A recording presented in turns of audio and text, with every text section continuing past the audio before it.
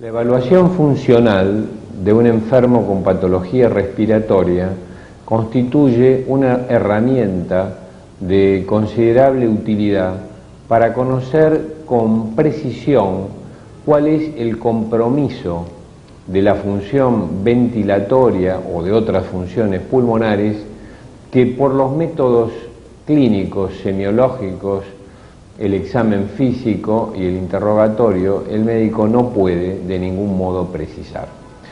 Ni aún aquellos que estamos viendo cotidianamente enfermos respiratorios, podemos predecir con exactitud mediana qué grado de compromiso funcional tiene un determinado paciente por el solo hecho de interrogarlo y examinarlo físicamente. Es decir, el médico no dispone de herramientas hábiles y eficientes y seguras para determinar el compromiso de la función pulmonar y por ello debe recurrir a la realización de exámenes complementarios. Así como definimos a la insuficiencia respiratoria a través de la determinación anormal de la composición de los gases sanguíneos, también se deben evaluar la función ventilatoria mediante test complementarios. Obviamente el test más conocido es el denominado test espirométrico, que consiste en el registro de la expiración de un paciente.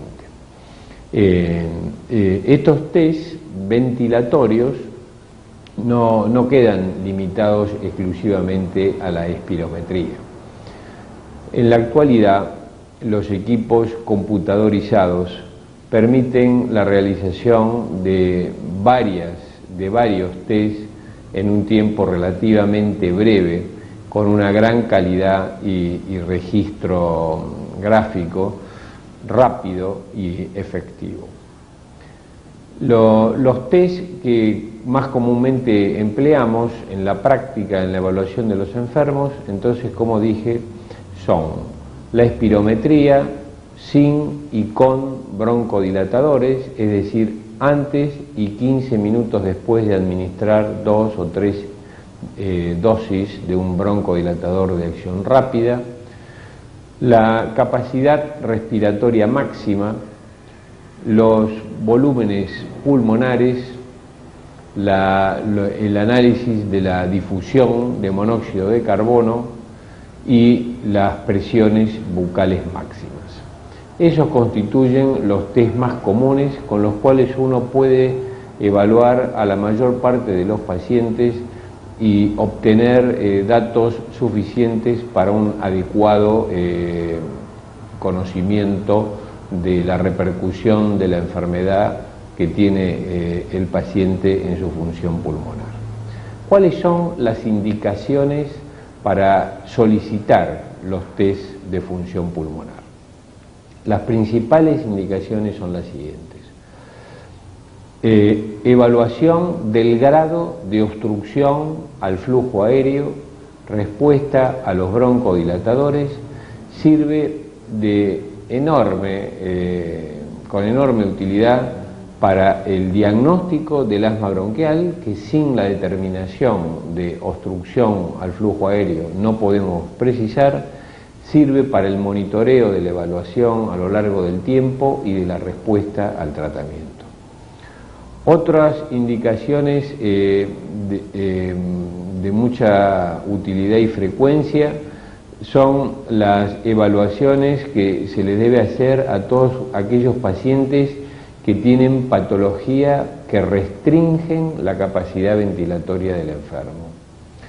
Las patologías restrictivas, que pueden ser de origen toracógeno, de origen pleural o de origen pulmonar, y que, como por ejemplo todo el grupo de las enfermedades intersticiales pulmonares, que entonces se van a caracterizar por una disminución de los volúmenes pulmonares.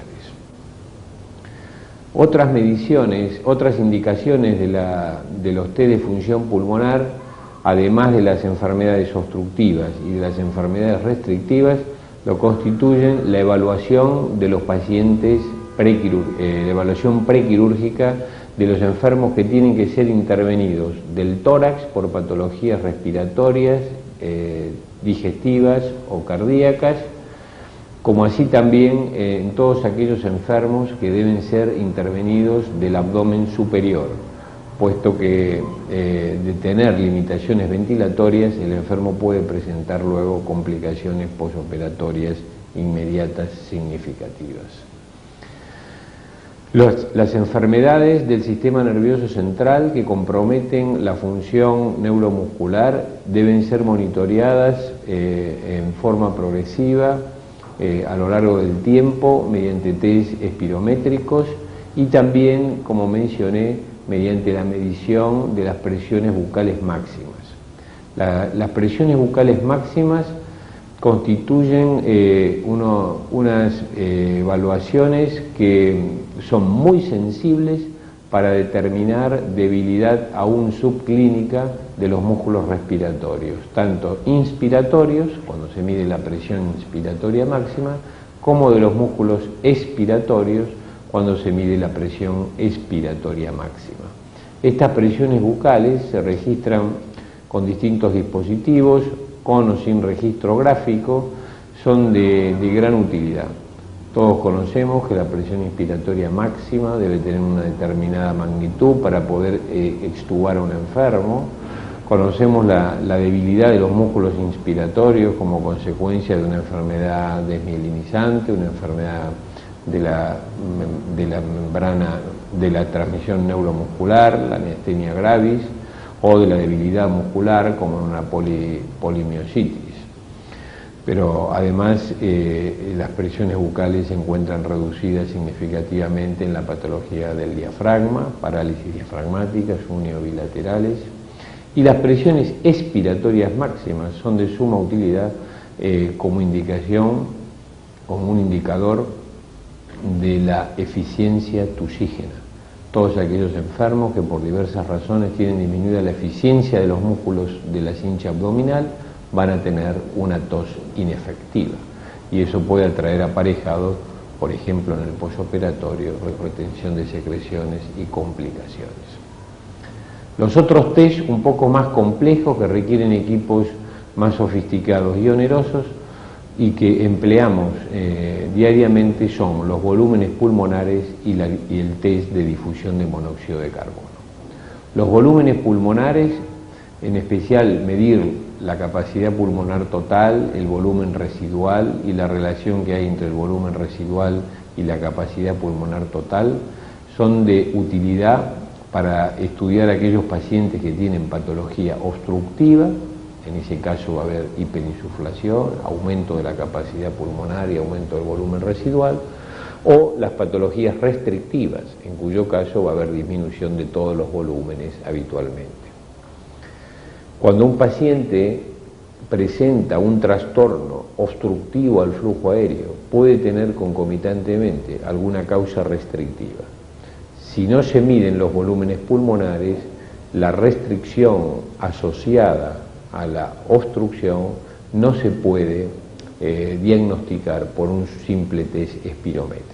En ese caso es imprescindible medir los volúmenes pulmonares que por alteraciones tanto de los flujos que denotan la obstrucción como de los volúmenes, reducción de los volúmenes, permiten diagnosticar la existencia de una restricción asociada a la obstrucción. La difusión de monóxido de carbono es un test sumamente útil y precoz en su alteración en las llamadas enfermedades del intersticio pulmonar, o como se dice en la actualidad, enfermedades parenquimatosas difusas del pulmón, fibrosis pulmonares, bronquiolitis obliterantes, etc. En estas afecciones la difusión de monóxido es el test que más precozmente se afecta. ¿En qué consiste? En una medición al darle al enfermo a respirar un gas muy difusible como el monóxido, luego ese gas es ofrecido a los alvéolos durante un tiempo de 10 segundos en que el enfermo queda en sin respirar, con los pulmones llenos del gas con una fracción conocida de monóxido, y luego expira y se analiza qué proporción hay en el de monóxido en el aire expirado. De esa forma se calcula cuánto del monóxido que ingresó fue difundido y pasado a la sangre a través de la membrana alveolo-capilar. La difusión entonces evalúa la totalidad del lecho capilar pulmonar y de la superficie alveolar, y también cómo difunden a través de la membrana que separa el capilar del alvéolo, como así también cómo es el flujo sanguíneo a través del pulmón. Es necesario tener presente que un test de difusión reducido puede estar obedeciendo a anormalidades en la superficie de los alvéolos y de los capilares. Ejemplo típico, el enfisema pulmonar. O porque está engrosado la membrana alveolo-capilar, fibrosis pulmonar, o en ocasiones está reducido porque está disminuido el flujo sanguíneo pulmonar. ¿Cuándo está aumentada la difusión? Infrecuentemente. Hay pocas razones de aumento de la difusión. En algunos pacientes con asma está aumentada ligeramente la difusión. En algunos pacientes con insuficiencia cardíaca, en una etapa en que el volumen minuto no está tan bajo y hay una marcada dilatación del lecho capilar pulmonar, puede estar algo aumentada la difusión. Y lo que más aumenta la difusión es la existencia de sangre dentro de los pulmones, como cuando hay hemorragia pulmonar. En este caso, la difusión en un paciente con opacidades pulmonares muy disnéico, anemizado y con difusión muy alta es prácticamente un signo seguro de la existencia de hemorragia pulmonar. Esto es un pantallazo rápido de las indicaciones por las cuales debemos hacer sucesivamente los test. El más básico, sumamente útil, económico y rápido, es la espirometría. Entonces, a continuación vamos a ver cómo se realiza un test espirométrico. El médico debe conocer cómo se hace el test, cómo se le debe explicar al enfermo para que entienda, puesto que una mala comprensión o una mala colaboración del enfermo puede arrojar resultados pseudo anormales, simplemente por deficiencia de técnica. El primer paso al realizar un test de función pulmonar es recoger los datos del paciente en relación al nombre para luego poder encontrarlo. Puede tener un código de identificación de acuerdo a la enfermedad que el enfermo padece, pero lo que es más importante es que debe figurar la edad del enfermo, el sexo, la altura y el peso, puesto que todos los valores hallados se van a comparar con los valores teóricos que dependen de esas tres variables: edad, sexo y altura. Ahora vamos a hacer la maniobra espirométrica. Por supuesto, como todo test complementario, requiere una adecuada comprensión del enfermo y una realización siguiendo determinadas pautas. En este caso ahora vamos a ver cómo se dan las indicaciones, en qué términos y cómo se hace la maniobra.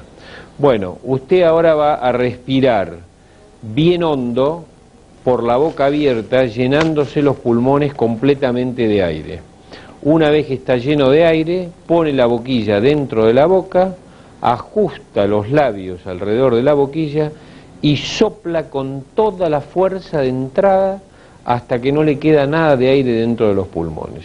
Cuando sopló todo el aire, al final se vuelve a llenar respirando bien hondo para adentro. Respire entonces bien hondo, hondo, hondo, hondo, hondo, hondo, ponga la boquilla, sople fuerte, siga, siga, siga, siga, siga, siga, siga, siga, siga, siga, siga, siga, siga, siga, siga, hondo para adentro. Muy bien. En este caso, entonces, se ha registrado la maniobra, se ha realizado la maniobra y se registra con un sistema computadorizado en forma inmediata, apareciendo los resultados en la pantalla. Desde el punto de vista metodológico, esta maniobra debe repetirse como mínimo en 2 o 3 ocasiones hasta tener reproducibilidad de los datos, que básicamente es obtener una capacidad vital, un FV1 y un flujo pico que no se diferencien en más del 5%, y en ese caso entonces se dice que la maniobra es reproducible. Vamos a hacer una nueva maniobra y le vamos a indicar al enfermo que no se incline tan hacia adelante cuando expira, pues eso puede crear disminución de los registros. Entonces, respira bien hondo, pon en la boca, fuerte, sopla, sopla, seguí, hondo para adentro. Bueno, muy bien. Y se obtiene una curva muy similar a la anterior, y en este caso el software de este equipo marca aquí arriba en una banda verde y un mensaje que se han cumplido los criterios de reproducibilidad que exige la American Thoracic Society, que son los que mencioné previamente. En la actualidad, la mayoría de los espirómetros utilizan como sensor un neumotacógrafo, que es un dispositivo que registra los flujos, es decir, la cantidad de aire por segundo que sale, de litros de aire por segundo que salen de la boca de los pacientes. Y a partir de ahí hacen una interpolación y cálculo de los volúmenes, de forma tal que se obtienen los dos registros habituales más importantes del estudio espirométrico, que es la curva volumen-tiempo, la clásica curva espirométrica, que en este modelo se dibujan en dos colores. El celeste es el que el enfermo hace en forma basal y el rojo es el que el enfermo hace a los 15 minutos de inhalar un broncodilatador beta 2 de acción rápida, teniendo los valores pre y post broncodilatadores. En esta curva espirométrica, entonces, lo que se registra son los volúmenes expirados, que se marcan en los ejes de la I, en litros, y a lo largo del tiempo. El tiempo expiratorio debe ser como mínimo de 7 segundos, y en los enfermos que tienen obstrucción severa debe durar como mínimo 10 segundos. Entonces es la curva volumen-tiempo. Cuando hay obstrucción de la vía aérea, cuanto más obstrucción de la vía aérea hay, el aire tarda más tiempo en salir y las curvas son progresivamente de ascenso más lento. Los registros simultáneos, pero en forma de flujo-volumen, se registran en la curva flujo-volumen, en donde en el eje de las I están las mediciones de los flujos y en las abscisas están los volúmenes. ¿Qué volúmenes? Son los volúmenes en relación con la capacidad vital del enfermo. Como ustedes vieron, el enfermo primero se llena completamente de aire y en ese momento se conecta a la boquilla y empieza a expirar. Antes de empezar a expirar, él está completamente lleno de aire, y este punto cero inicial es el que se denomina de capacidad pulmonar total. Están sus pulmones expandidos al máximo. Se vacía completamente de aire y al final de haber expirado completamente va a llegar al llamado punto del volumen residual. Todo el aire que estaba en los pulmones al inicio y lo último que queda al final, que es el volumen residual que no se registra en esta medición, la diferencia entre el pasaje de capacidad pulmonar total a volumen residual es la capacidad vital del paciente. En la curva espirométrica, la capacidad vital es la máxima cantidad de aire expirado luego de una inspiración máxima. Y en la curva flujo-volumen, la capacidad vital está expresada en las abscisas. Este volumen es la capacidad vital. Pero para pasar de capacidad pulmonar total a volumen residual, En la curva espirométrica lo hace con esta velocidad de salida de los volúmenes, y los flujos lo hacen de esta forma. En este registro, en los puntos fucsia, están marcados cuáles hubiesen sido los flujos en una persona normal, de este sexo, de esta edad y de esta altura. Y acá están los registrados por el paciente. Al tener asma bronquial y obstrucción intraparenquimatosa, en el día de la fecha su obstrucción es leve y el pico inicial, que es el flujo pico o flujo máximo, está muy cercano en la curva celeste a los valores teóricos, y en la curva postbroncodilatador los alcanza. Pero luego los flujos decaen en forma más lenta que lo normal y se inscribe esta curva de tipo cóncavo que indica la existencia de una obstrucción intraparenquimatosa pulmonar. No se puede hacer diagnóstico de enfermedad al ver la curva, simplemente uno dice este es un patrón obstructivo, y lo puede dar cualquiera de las enfermedades que cursa con obstrucción al flujo aéreo: asma, bronquitis crónica y enfisema, las tres más comunes. Luego se registran los flujos inspiratorios en una forma cóncava como la que se ve acá, en este caso de forma normal. Acabamos de ver entonces un trastorno obstructivo de grado leve en un asma persistente leve, en el que la curva espirométrica era de un ascenso rápido y había una discreta concavidad en la curva expiratoria. Podemos ver ahora otro ejemplo de una enferma muy fumadora, con diagnóstico de enfisema pulmonar, y qué sucede con su curva espirométrica y curva flujo-volumen. En este caso, ustedes observan que en la curva espirométrica el ascenso es mucho más lento que en el caso anterior, es decir, que a lo largo del tiempo la paciente va logrando hacer una expiración con un volumen que va a estar igualmente reducido, y que para terminar vaciándose lo más posible requirió, como se ve acá, 13 segundos. Entonces esta curva de ascenso lento es indicativa de un trastorno obstructivo de grado severo.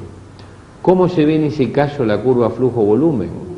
Se observa una curva diferente que la anterior, en donde el pico ahora ya está mucho más reducido, el flujo pico o flujo expiratorio máximo, en este caso no llega a los 2,5 litros por segundo de flujo pico, y luego un descenso también rápido de los flujos expiratorios, y luego un vaciamiento hasta volumen residual con flujos muy reducidos. Esta curva, como dije antes, no hace diagnóstico de enfisema, pero sí denota claramente una obstrucción al flujo aéreo de grado severo. ¿Cómo se objetiva eso? Bueno, midiendo. ¿Con qué parámetros hacemos el diagnóstico de obstrucción? Lo hacemos midiendo el volumen expiratorio forzado en el primer segundo, el llamado FEB1, FEB1. Y en este caso, la enferma tiene 680 mililitros para un teórico de 1,9 litros. Es decir, que solamente en un segundo logra expirar el 36% de su valor teórico.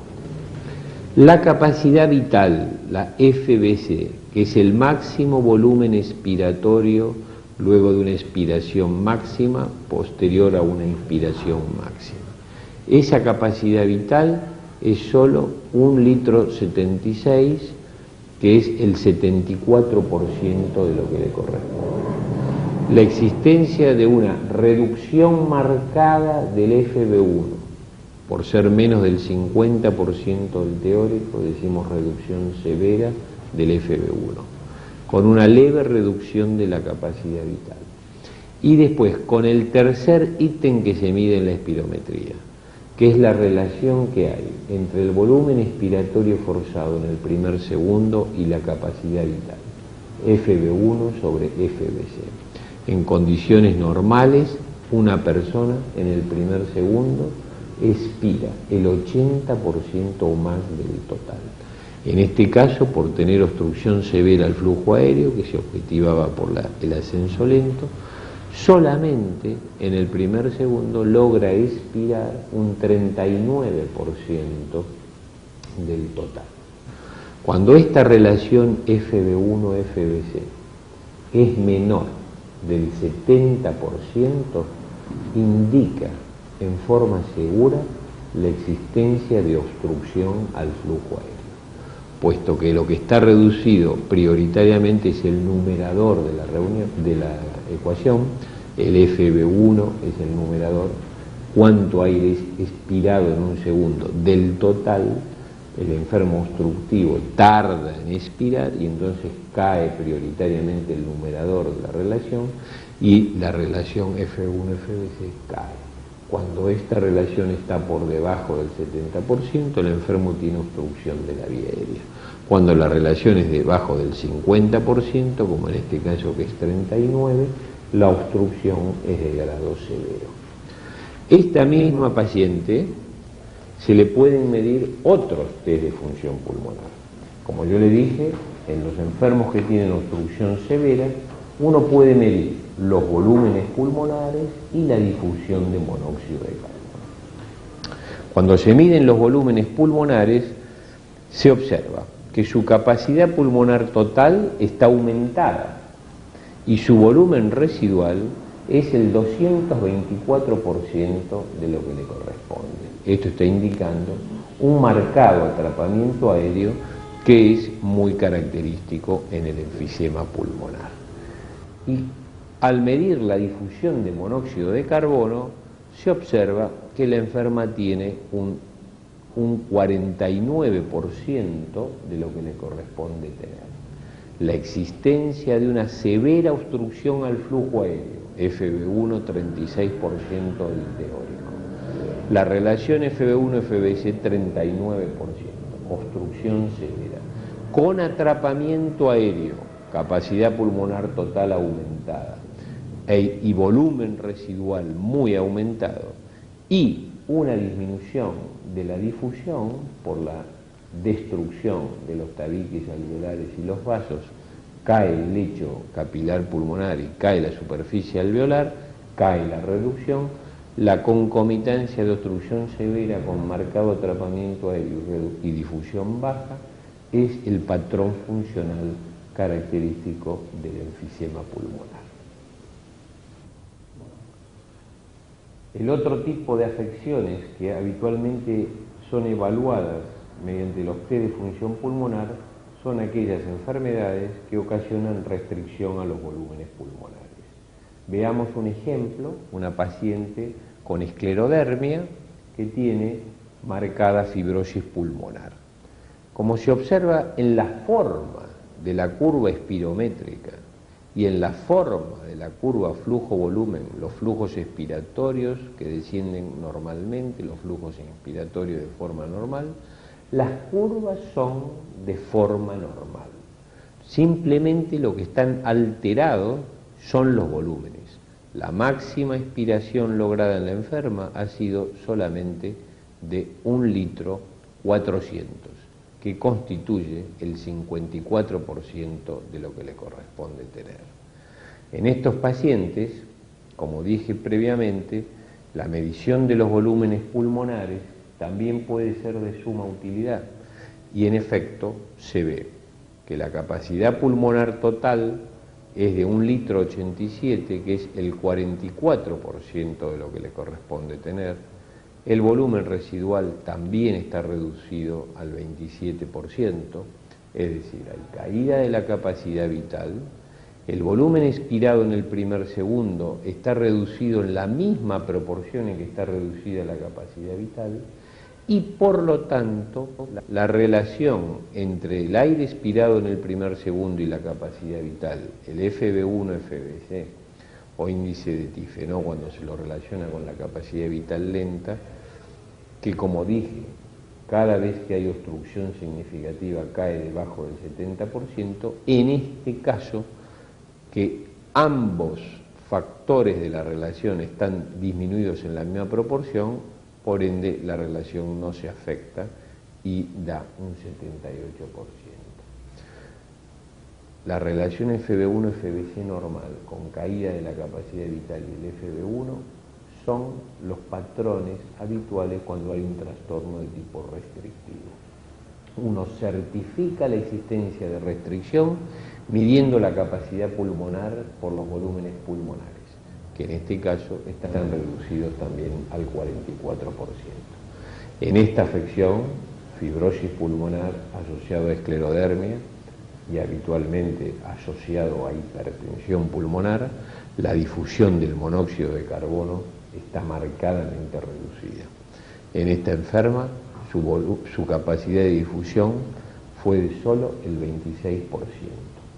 Este valor tiene una enorme trascendencia, no solamente para certificar o corroborar como dato más la existencia de un trastorno restrictivo y eventualmente de hipertensión pulmonar, puesto que cuando hay hipertensión pulmonar también se restringe el lecho vascular pulmonar y cae la difusión, sino que tiene importancia pronóstica, específicamente en la esclerodermia, cuando la difusión es menor del 40%, la mortalidad en los próximos años es muy alta. Si uno observa finalmente aquí abajo, su curva espirométrica pequeña es igual que la curva flujo-volumen pequeña es igual en forma a la que le correspondía tener, simplemente que está reducida en su eje de abscisas a la mitad por su trastorno restrictivo. Este es un capítulo amplio, difícil de reducir a 30 minutos, pero en síntesis he querido mostrar el valor que tienen los test de función pulmonar para poder dictaminar con precisión el compromiso ventilatorio que tienen los enfermos. Existencia de un trastorno obstructivo, existencia de un trastorno restrictivo, la combinación de obstrucción y restricción por patologías asociadas y cómo escalonando la realización de estos test, empezando por el test espirométrico antes y después de broncodilatadores, asociándole la medición de presiones bucales cuando uno sospeche debilidad de lo neuromuscular o anormalidades neuromusculares, y la evaluación de los volúmenes pulmonares y de la difusión en el seguimiento de los pacientes que tienen patología obstructiva, enfisema severo, EPOC, o restrictivo, fibrosis pulmonar asociada a esclerodermia como ejemplo. ¿Cómo puede uno de esa forma dictaminar el grado de severidad, la respuesta al tratamiento, el seguimiento a lo largo del tiempo y aún los factores pronósticos?